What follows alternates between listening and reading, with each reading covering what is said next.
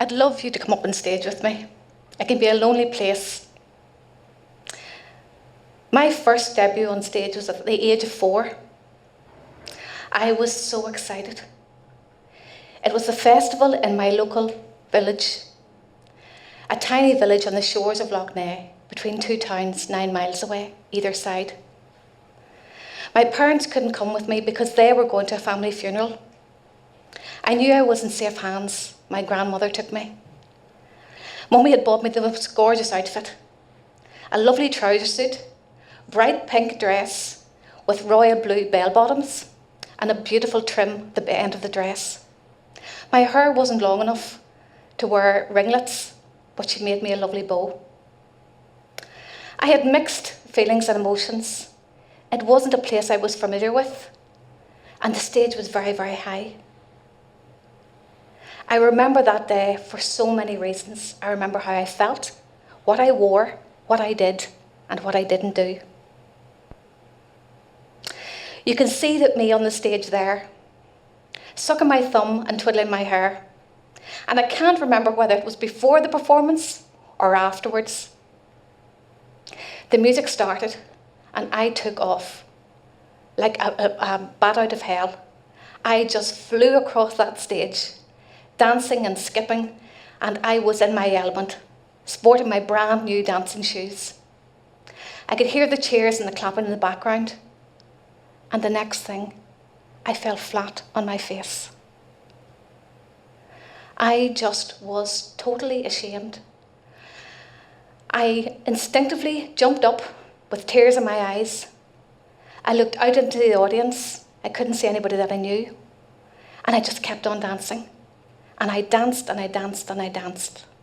And I could hear the laughing again and the clapping, and I didn't really understand. And I danced even harder. And then I realised the music had stopped, and I'd kept on dancing. The cheers or the jeers, I wasn't quite sure, and the clapping kept on going. I just froze on the spot. Can you imagine it? I looked into the sea, this audience of faces that I didn't know, and there stood my grandmother, larger than life, clapping and cheering.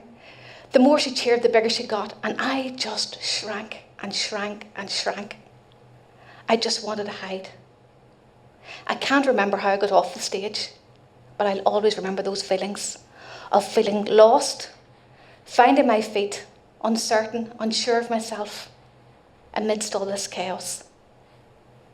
And yet, as an adult, as I reflect and look back, I just smile and think of the context in which I was performing in a rural village with huge support from a community that loved and supported children expressing themselves on stage. All of us at different little stages, not really sure where our purpose or where we were meant to be in life, all players on this big, big, humongous stage. I also learned that I could laugh and cry at the same time. And I also learned that I could bounce back up again if I fell. Our father always said that we were built for comfort rather than speed, and a squeeze was better than a rattle. And I didn't realise that I was so small or so wide. It didn't matter. I didn't fully understand that there were special Irish dancing costumes too, and you didn't really wear a trouser suit to dance on stage. And that to test your new dancing shoes on the day that you were dancing wasn't necessarily a good idea. I learned very, very quickly in our family that to laugh and cry was a good thing to do. I was the eldest of 7, and boy did I relish that. The eldest of 2 sets of twins. Initially, when the first set of twins were born, I was the little mother. It was we instead of me, and I relished that. Can you imagine the excitement with the second set of twins? We were in our element, all of us. We were invincible. Our mother and father were remarkable, extraordinary people. And as I reflect, my mother definitely was a community activist. My father, very funny, very witty, said very little, but when he did, boy, did you listen. Our school was just across the lane, and the shore was just 2 lanes away, where we could swim and bathe and play. We tried our part of synchronised swimming too. And this precious hall that provided us with all of these stages to love, to connect, to laugh and cry was just up the road. I loved school, I loved expressing myself, and I loved being the big sister. There were certain payoffs too. I could stay up late, I could watch Monty Python, I could watch the Marx Brothers with my father and mother, and best of all, I could actually go and buy and choose actually the Christmas presents for all of us. Precious, precious times. Something clicked with me that day on that stage. I knew then that I loved that environment, and it's no surprise that I went on to carve a career in arts and education that lasted almost 38 years. And I'm still as passionate as I was then. I've been very blessed to come from the family that I have come from. The love and compassion that our parents had for each other, for our community, and for the extended community was unbelievable. Our father provided for us, nourished us, and fed the nation practically. He supplied fruits and vegetables to the local neighbourhood, but he brought the produce to the local markets and also to Belfast and the supermarkets there during really, really troubled times in the north, as you can imagine. He risked his life to put food on the table. And our kitchen table was a place where we were nourished and nurtured, stories told and life celebrated in all shapes and forms.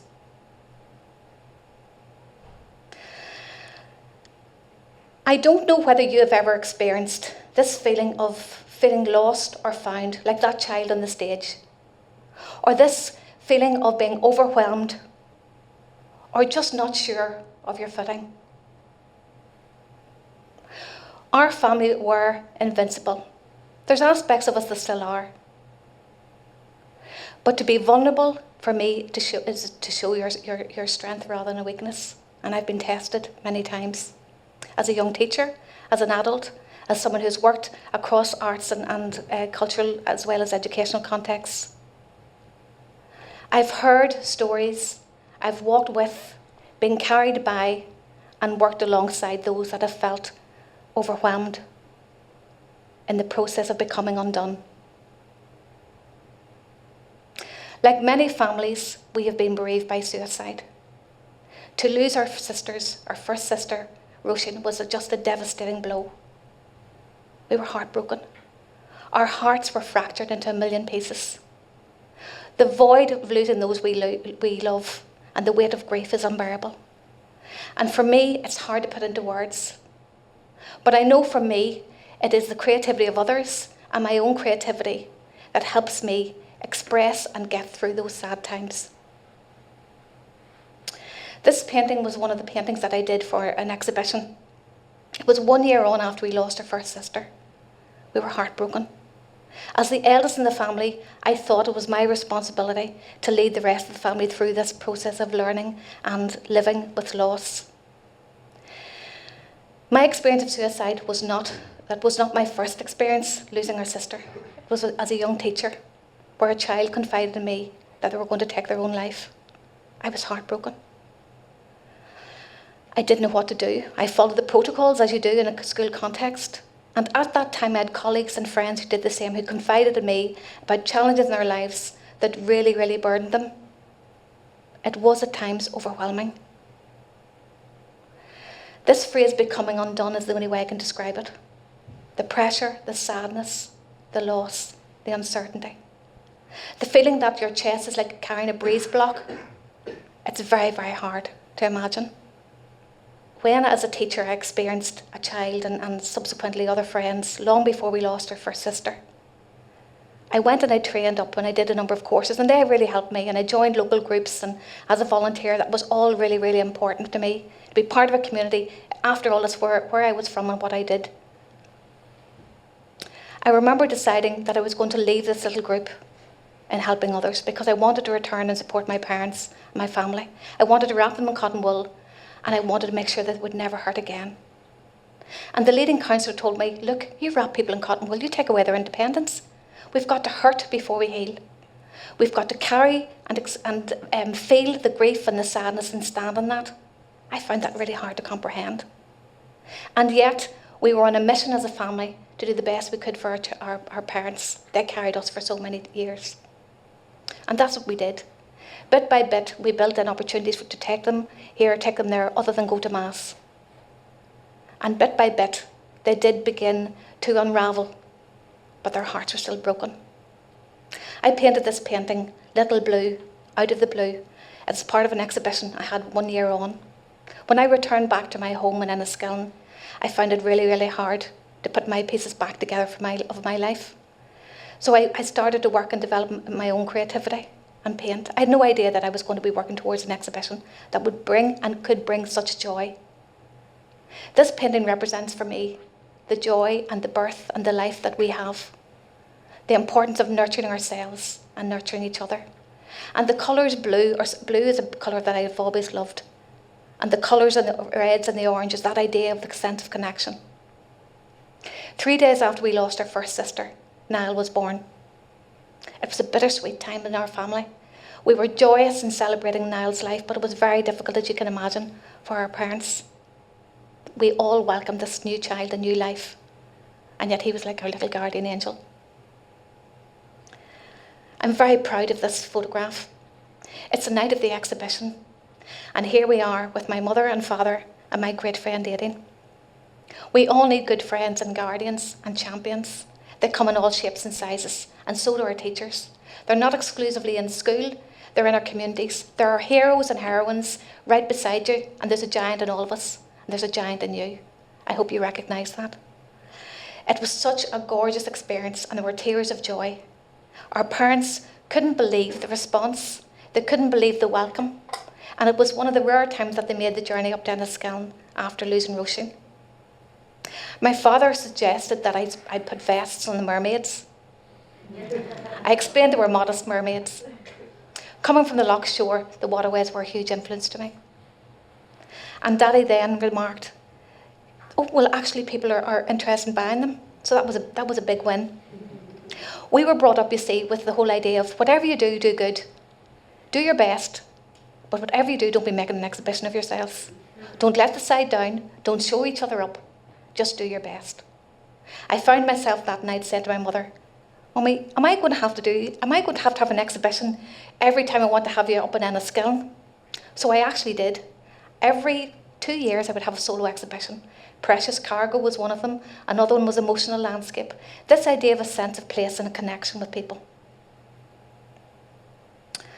We've had many challenges, like many families, carrying those that we love. Those that are fractured, those who find it hard to cope with suicide and loss. I'm on a bit of a mission, you see. I believe that the arts and culture and creativity can help save us. I'm on a mission to celebrate life rather than end it. I do believe it's our own creativity, our own self-expression, but most of all our self-compassion, if we want to live healthy and fulfilling lives. I've been blessed to have the opportunities that I've had. I've been blessed to meet the people that I've had.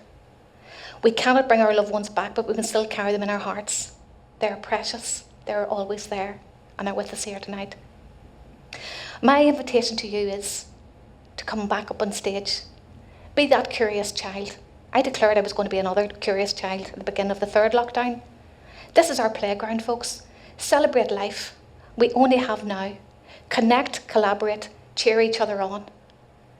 Remember too who's cheered you on in the past, and maybe you're cheering someone else. But also acknowledge the ogres that are bearing gifts. Those that try to stunt our growth, try to block us, try to make us small. There's a giant in all of us. I do believe in the process of becoming undone. There are breakdowns, but there are breakthroughs. There are opportunities for insights, enlightenment, and opportunities to see pure gold. We can mine deep. I do believe in Heaney's words, a farther shore is reachable from here. I do believe in miracles and cures and healing wells. I do believe that we can become undone. Thank you.